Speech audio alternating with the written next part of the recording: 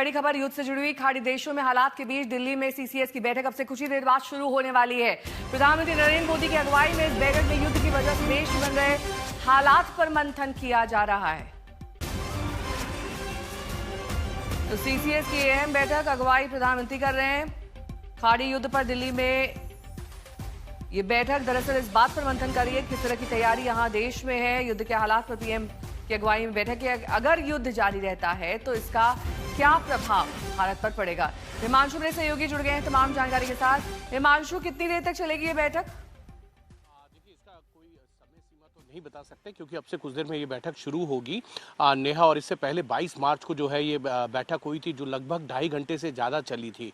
और इस बैठक के अंदर ये निर्णय लिया गया था कि पूरी सरकार को एक साथ मिलकर कामकाज देखना होगा और ये परिस्थितियां जो है इससे निपटने के लिए आपको वैकल्पिक रूट जो है वो तलाशने होंगे। और हम सबको मालूम है कि स्ट्रेट ऑफ हॉर्मुज से भारतीय जो शिप हैं उनको आने की परमिशन मिली है और 5 जहाज जो है वो आ चुके हैं।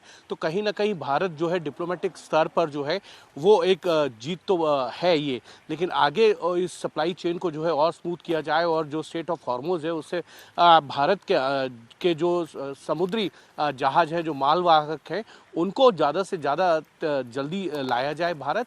और ये जो एक क्राइसिस खड़ा हुआ है, चाहे वो एलपीजी का हो या फर्टिलाइज़र का हो या पेट्रोलियम प्रोडक्ट का हो या एनर्जी सेक्टर के लिए है, उससे निपटने के लिए क्या किया जा रहा है। क्योंकि पिछली जो सीसीएस की बैठक हुई थी उसमें ये फैसला लिया गया था कि राजनाथ सिंह की अध्यक्षता में एक कमेटी बनाई जाएगी जिसमें कंसर्न मिनिस्ट्रीज के सभी मिनिस्टर्स होंगे और उसके साथ साथ एक सब कमेटी बनाई गई थी जो पावर सेक्टर के लिए थी जिसमें मनोहर लाल खट्टर थे।